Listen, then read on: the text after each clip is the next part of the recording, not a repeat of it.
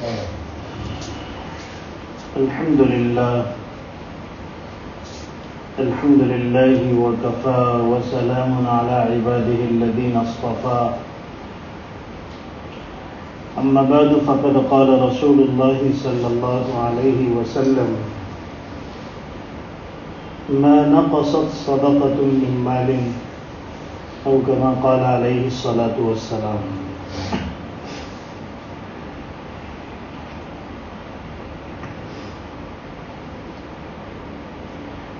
زکوٰۃ کو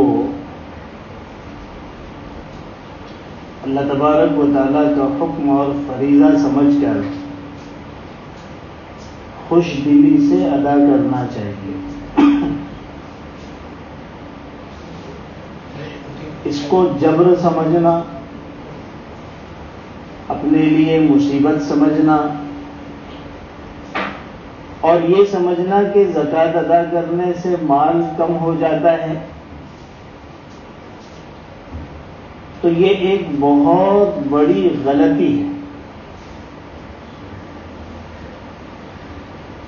اللہ تبارک و تعالی کے یہاں سے جو نظام چلتا ہے وہ آنکھوں دیکھے نظام سے ہٹ کر ہے. اس وقت دنیا جس نظام پر چل رہی ہے وہ ربا اور سود کا نظام ہے. اس لیے کہ لوگ اپنی آنکھوں سے سود کے ذریعے مال بڑھتا ہوا دیکھتے ہیں.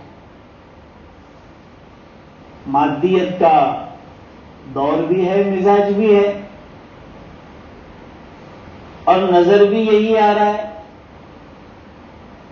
کہ سود سے مال بڑھ گیا ہے. اور بالکل اس کے مقابلے میں صدقہ اور زکوٰۃ سے مال گھٹتا ہوا نظر آتا ہے.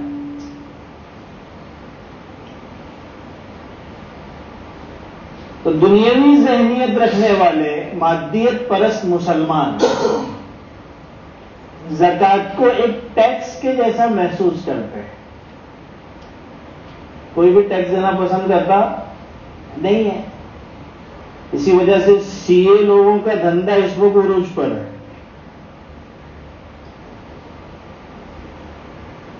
کہ کس طرح سے ٹیکس بچانا ہے بتاؤ. ٹیکس دینا کوئی بھی پسند نہیں کرتا. تو جب زکوٰۃ ہی کو ٹیکس سمجھا جائے گا، ایک بار سمجھا جائے گا، تو ظاہر سی بات ہے کہ انسان کو زکوٰۃ ادا کرنا بہت مشکل معلوم ہوگا اور یہ محسوس ہوگا کہ میرا مال گھٹ رہا ہے.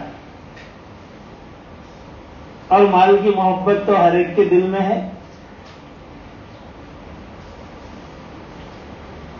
یہ ہے وہ نظام جو مشاہدے میں آتا ہے، نظروں سے دکھتا ہے، اور لوگ کہتے ہیں جو دکھتا ہے وہی بکتا ہے. لہذا جو دکھ رہا ہے لوگ اسی کے یقین کرنے والے بن گئے. جبکہ قرآن و حدیث نے ہمیں بتایا کہ زکوٰۃ سے مال گھٹتا نہیں ہے. ما نقصت صدقۃ من مال، کسی بھی صدقے سے مال میں کمی نہیں آتی، بلکہ احادیث سے پتہ چلتا ہے کہ زکوٰۃ سے مال بڑھتا ہے اور صدقہ مال کو بڑھانے کا ذریعہ ہے. اب چاہے آپ کا مال 1,00,000 کا 2 لاکھ ہو جائے، اللہ تعالیٰ نفع کی کچھ ایسی شکلیں بنا دے، یا اللہ تعالیٰ آپ کے 1,00,000 ہی میں 2-4 لاکھ کا کام کرا دے، برکت کی شکلیں پیدا کر دے. بات تو وہی ہے.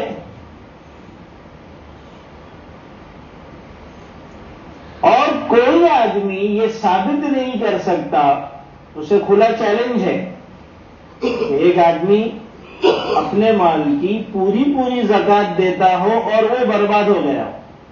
لائیے کوئی ایک مثال. اور آپ کے سامنے 1-2 نہیں، لاکھوں نہیں، کروڑوں مثالیں ملے گی کہ آپ کی نظروں سے بڑھتا ہوا سود اس میں شامل ہونے والے تباہ اور برباد ہو گئے. فرد تو چھوڑیے، ملک کے ملک، کنٹری کے کنٹری پوری کی پوری تلاش ہو گئی. اس نے اپنے مفلس ہونے کا اعلان کر دیا کہ ہم تو فقیر ہو چکے ہیں. اتنی واضح چیزیں ہونے کے باوجود بھی مسلمانوں کا ایک طبقہ زکوٰۃ کو اپنے لیے مصیبت سمجھتا ہے اور ٹیکس جیسا سمجھ کر اس پر طرح طرح کے سوالات اٹھاتا ہے. تو ہمارا یہ یقین ہونا چاہیے کہ زکوٰۃ یہ ہماری مال کی حفاظت کا ذریعہ ہے اور ہمارے مال میں برکت کا ذریعہ ہے اور ہمارے مال میں دنیا کے اندر آخرت میں تو ملنا ہی ہے اضافے کا بھی ذریعہ ہے. اس یقین کے ساتھ زکوٰۃ کو ادا کرنے کی ضرورت ہے. یقین نہیں ہے، بوجھ محسوس ہوتا ہے. اسی وجہ سے زکوٰۃ ادا کرنے والے 4-5% ہوں گے دنیا میں، اور زکوٰۃ کا جو فائدہ امت کو ملنا چاہیے امت اس سے محروم ہے. بتایا ایسا جاتا ہے کہ سب سے زیادہ فقیر اور غریب مسلم قوم ہے، جبکہ سب سے زیادہ فقر و غربت کو ختم کرنے کا نظام اسلام میں. حضرت مفتی محمد تقی عثمانی صاحب نے ایک جگہ لکھا ہے کہ میں نے زکوٰۃ کے نظام پر غور کیا. میں اس نتیجے پر پہنچا کہ اگر پاکستان، چونکہ وہ پڑوس کے ملک کے ہیں، اگر پاکستان کے لوگ صحیح طریقے سے زکوٰۃ ادا کر دیں تو پاکستان جو اس وقت ایک انتہائی غریب ملک بنتا جا رہا ہے اس کی غربت ختم ہو جائے پورے ملک کی. تو پھر ہمارے یہاں پر زکوٰۃ سے کیا غربت مسلمانوں کی ختم نہیں ہو سکتی؟ ہو سکتی ہے. اسلامی نظام نہ ہونے کی وجہ سے اور لوگوں کے مزاج خراب ہو جانے کی وجہ سے زکوٰۃ کے فوائد اور ثمرات سے امت محروم ہے. آخرت کی جو پکڑ ہے وہ تو اپنی جگہ. اس وجہ سے بہت خوش دلی کے ساتھ اور اپنا فریضہ سمجھتے ہوئے، اللہ کو راضی کرنے والا عمل سمجھتے ہوئے، یقین کرتے ہوئے زکوٰۃ ادا کرنا چاہیے، اور اس کے لیے اس کے مسائل کا معلوم ہونا ضروری ہے. تو پچھلے ہفتے میں آپ کے سامنے عرض کر رہا تھا کہ زکوٰۃ ہر مسلمان پر فرض نہیں ہے، جیسے حج ہر مسلمان پر فرض نہیں ہے، بلکہ جب ایک خاص مقدار مال کی اس کی ملکیت میں آ جاتی ہے تب جا کر حج فرض ہوتا ہے.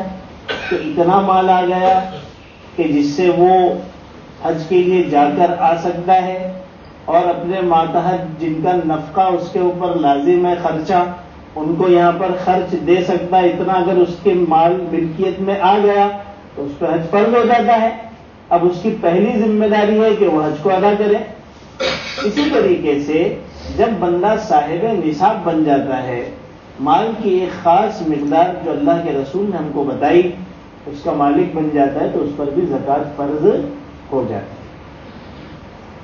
صاحب نصاب کے لیے میں نے آپ کے سامنے 2 نصاب بتائے تھے. ایک نصاب سونے کا ہے، 7.5 تولہ سونا جو کہا جاتا تھا، جس کا آج کا وزن 87 گرام 479 ملی گرام 87.479.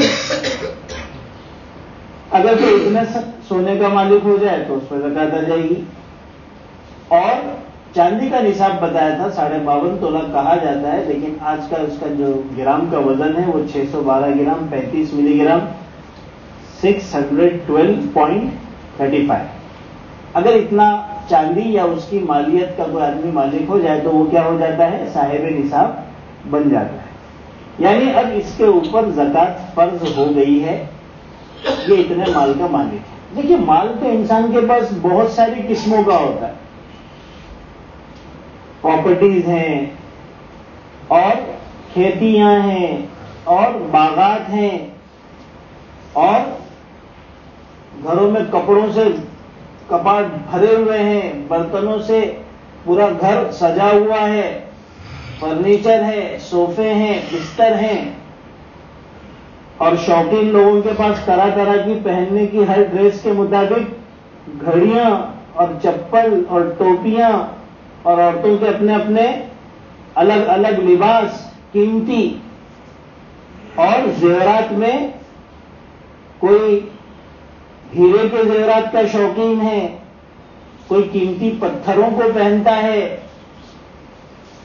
اور سونے اور چاندی کے زیورات بھی ہیں. تو سامان تو بہت ہے. اللہ تعالیٰ نے ساری چیزوں پر زکوٰۃ فرض نہیں. اللہ تعالیٰ چاہتے تو کہہ سکتے تھے کہ ساری گھڑیوں کے حساب لگاؤ اور اس میں سے 2.5% ہو،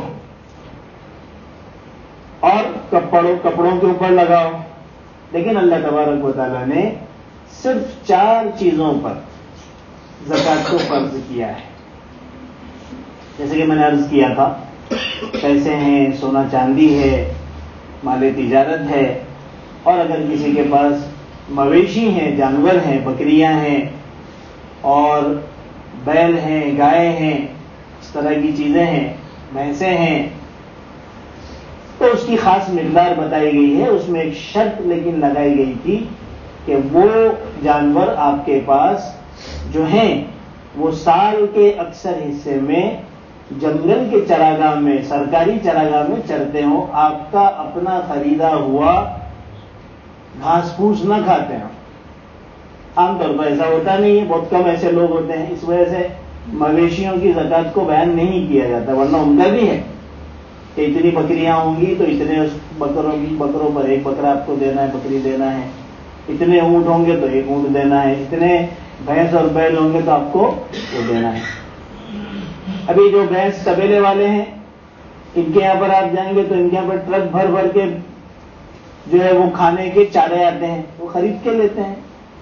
یہ بھینسوں کو سرکاری چراگاہوں میں اور جنگلوں میں کھلانے نہیں بھیجتے، تو ان کو زکوٰۃ کا مسئلہ آئے گا ہی نہیں، کیونکہ شرط ہے اس کا سائمہ ہونا، یعنی سال کا اکثر حصہ سرکاری چراگاہ میں کھانا.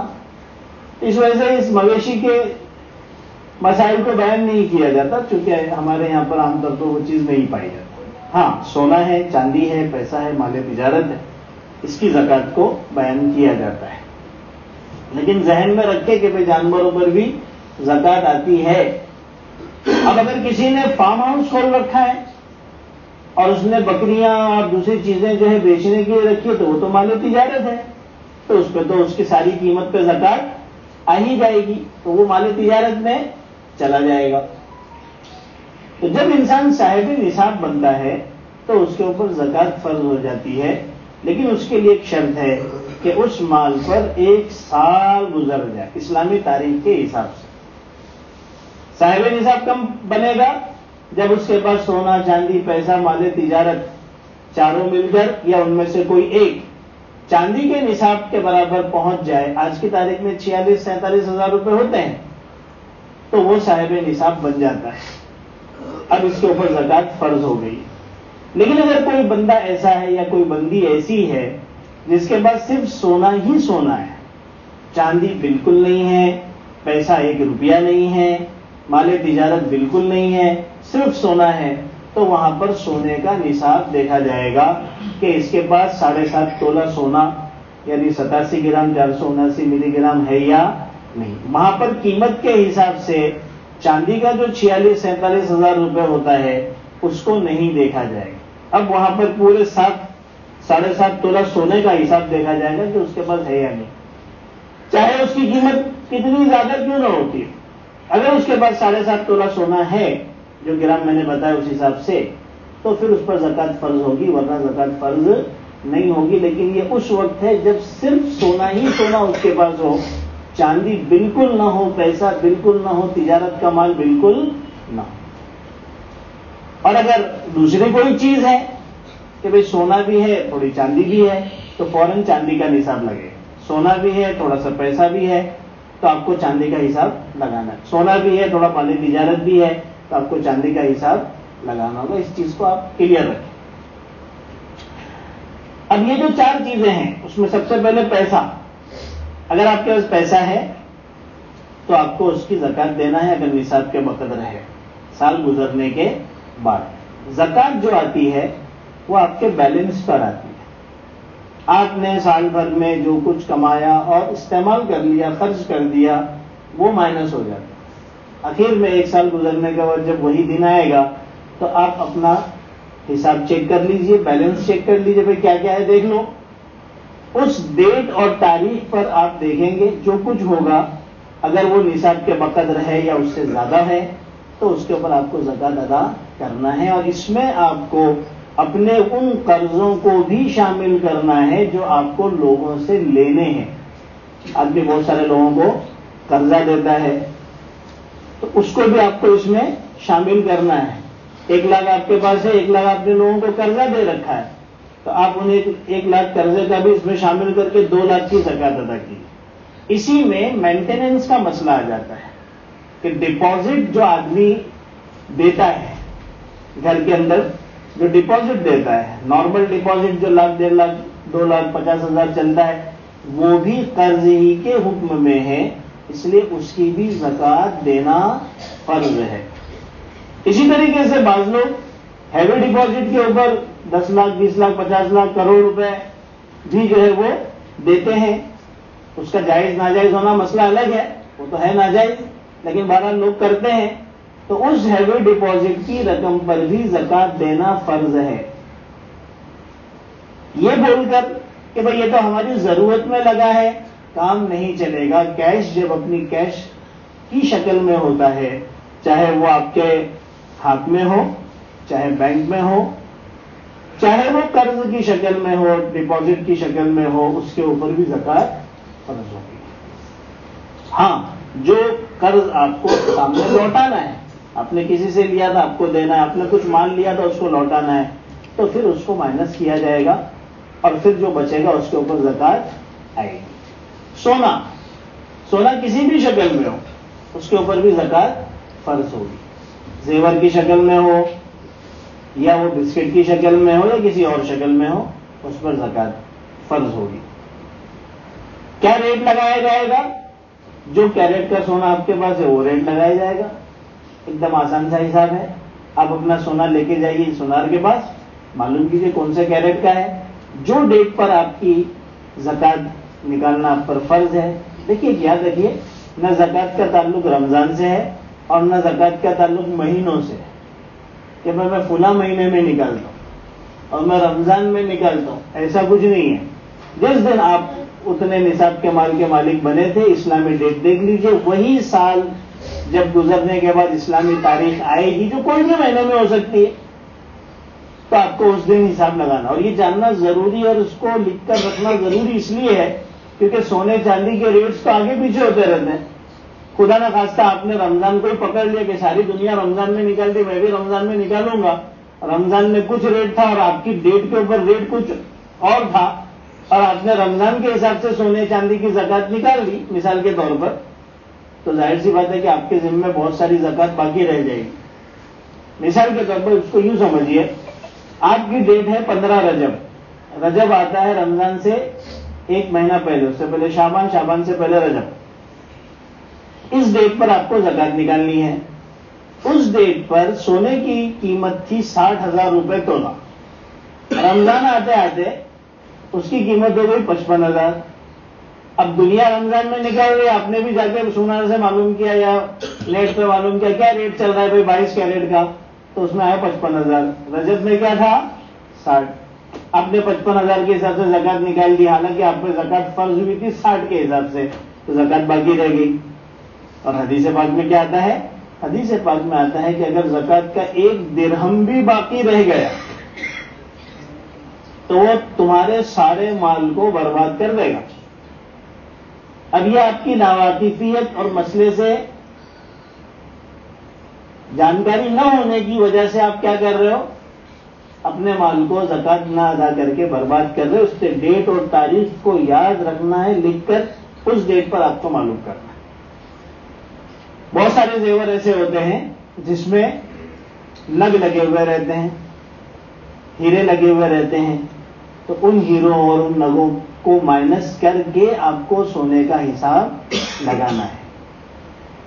جواہرات جو ہوتے ہیں نا، ہیرے ہوتے ہیں، قیمتی پتھر ہوتے ہیں، زمرد کا پتھر ہوتا ہے، لال پتھر ہوتا ہے، بڑے قیمتی، سونے سے زیادہ قیمتی ہوتے ہیں، لیکن ان پر شریعت نے زکوٰۃ رکھی نہیں، ان کے اوپر زکوٰۃ نہیں۔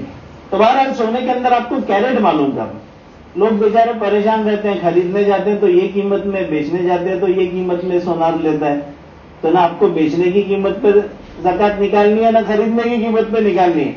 آپ کو اپنے سونے کا کیرٹ معلوم کرنا ہے اور اس کیرٹ کے حساب سے آپ کو زکوٰۃ ادا کرنی ہے۔ یہ حل چاندی کا ہے۔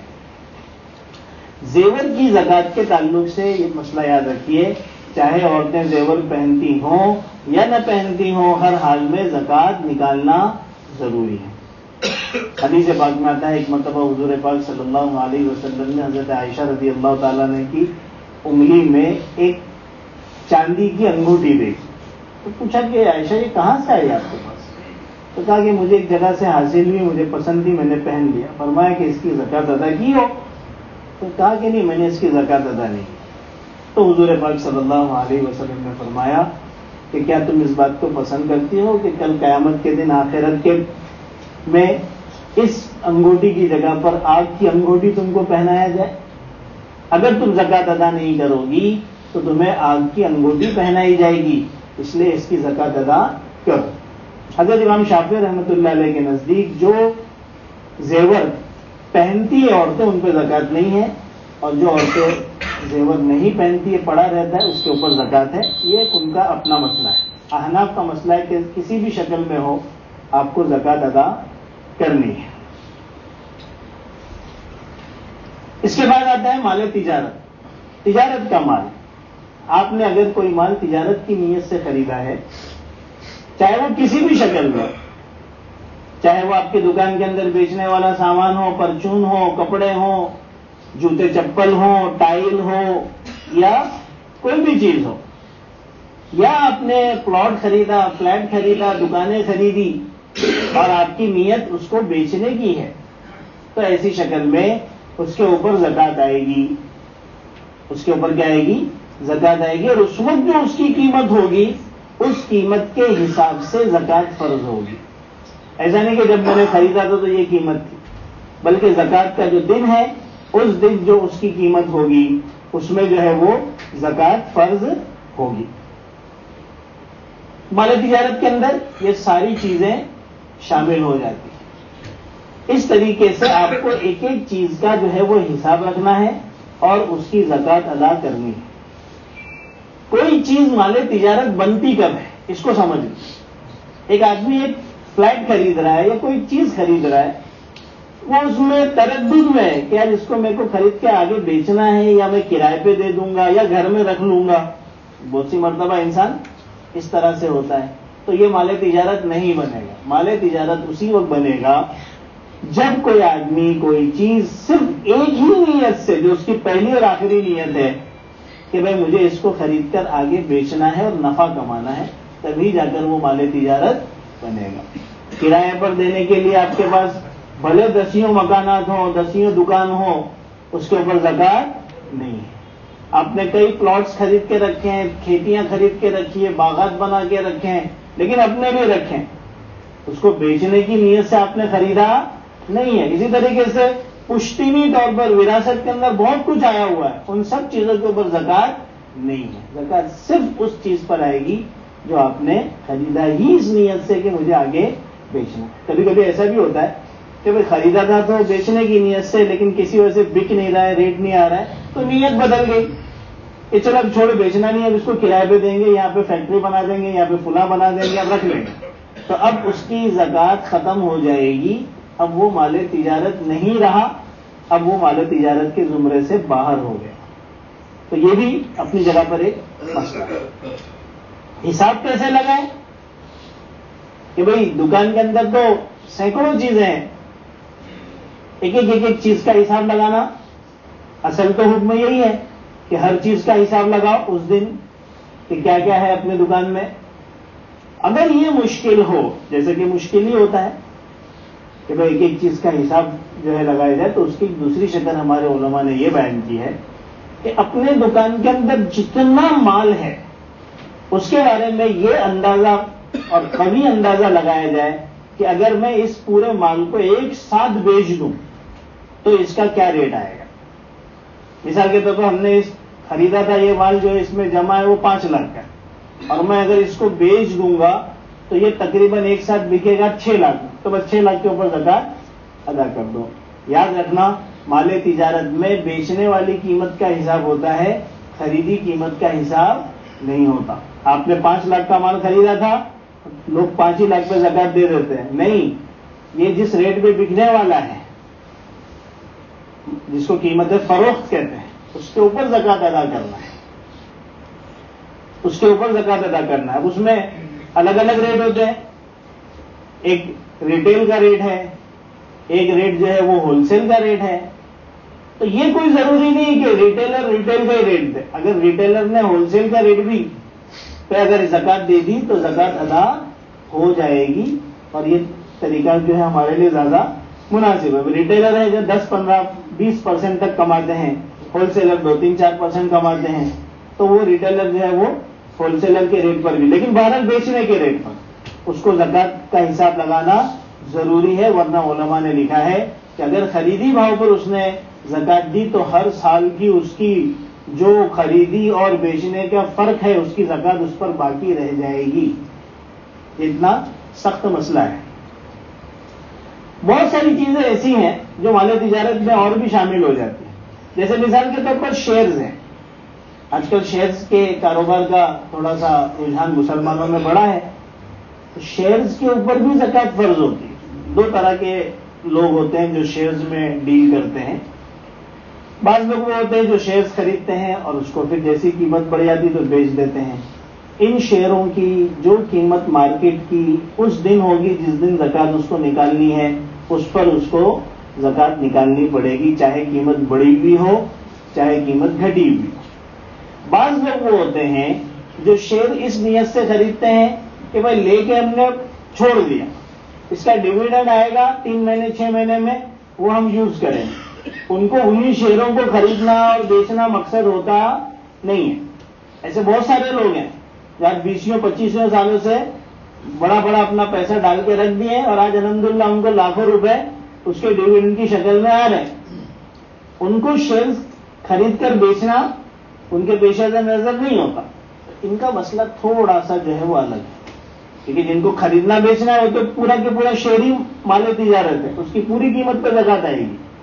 لیکن جن کے پیش نظر ڈویڈنڈ ہے تو وہاں پر تھوڑا سا اس کو جو ہے وہ حساب کتاب معلوم کرنا پڑے گا کہ ہماری کمپنی میں جہاں پر میں نے شیئرز خریدے ہیں اس میں کتنے حصے میں جو ہے کتنے پیسوں میں جو ہے وہ تجارت اور کاروبار ہو رہا ہے، اس کمپنی کا کتنا حصہ ایسیٹس میں ہے، بلڈنگ میں اور دوسری چیزوں کے اندر ہے، کتنا پیسہ اس کے پاس کیش ہے، یہ سب چیزیں اس کو معلوم کرنا ہوگا. جن چیزوں پر زکات آتی ہے اتنے حصے پر ہی اس کو زکات دینی ہے، اور جن چیزوں پر زکات نہیں آتی اس پر زکات نہیں دینی ہے. جیسے کمپنی کا مثال کے طور پر 100 کروڑ کا کاروبار ہے، 100 کروڑ میں 25 کروڑ کی اس کی بلڈنگیں اور ساری چیزیں انسٹرومنٹس وغیرہ وغیرہ ہیں، اور مان لیجئے 75 کروڑ کے اندر اس کا کاروبار چلتا ہے، کچھ کیش ہے باقی سب چل رہا ہے.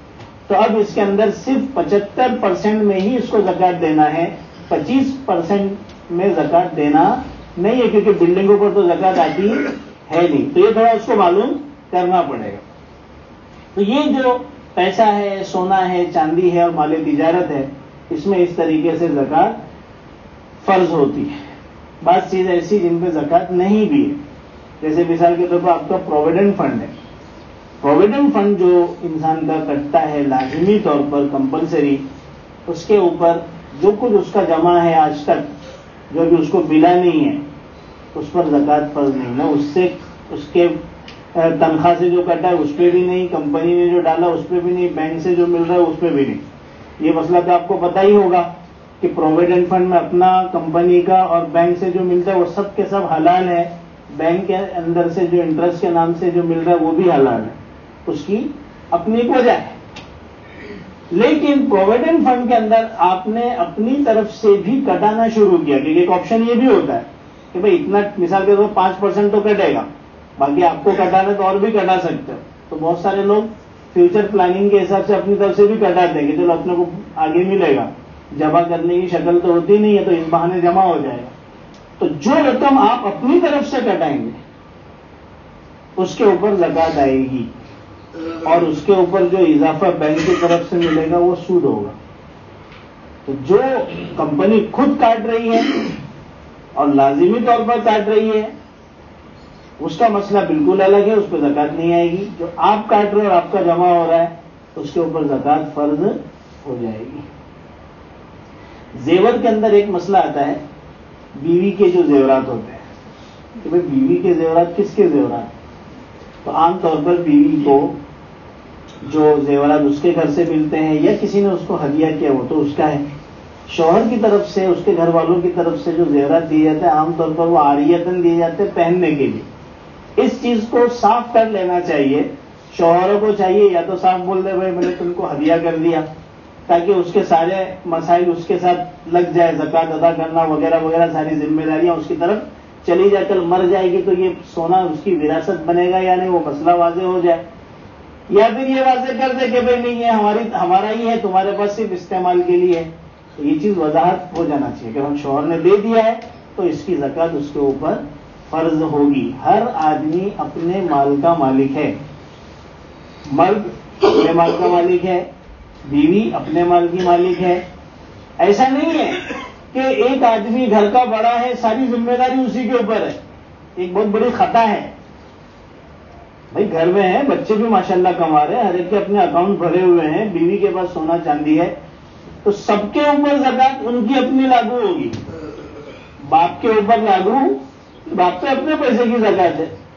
ایسا ہو سکتا ہے کہ باپ بیچارہ جو ہے صاحب نصاب نہ ہو، اس کے اوپر کچھ بھی نہ ہو، بیٹوں کے اوپر ہو. تو ہر ایک آدمی کا اپنی جو ملکیت ہے اس کو شریعت نے علیحدہ علیحدہ مانا ہے. جیسے نماز، آپ اپنی نماز پڑھتے ہیں، بیٹا اپنی نماز پڑھتا ہے، بیٹی اپنی نماز پڑھتی ہے، بیوی اپنی نماز پڑھتی ہے، ماں باپ اپنی نماز پڑھتے ہیں. اسی طرح زکوٰۃ ہے، ہر ایک کو اپنے مال کی زکوٰۃ ادا کرنی ہے. تو اس طریقے سے ایک ایک چیز کو سمجھ کر جان کر آپ کو جو ہے وہ زکوٰۃ ادا کرنی ہے. یہ تو ایک سمندر ہے زکوٰۃ کے مسائل. یہ تو میں نے آپ کے سامنے کچھ بنیادی ضروری مسائل رکھے ہیں تاکہ آپ کو زکوٰۃ کے بارے میں جو بیسک چیزیں ہیں وہ معلوم ہوں اور اس حساب سے آپ چیزوں کی زکوٰۃ ادا کریں. اللہ تعالیٰ ہم سب کو عمل کی توفیق عطا فرمائے. وآخر دعوانا الحمدللہ رب العالمین.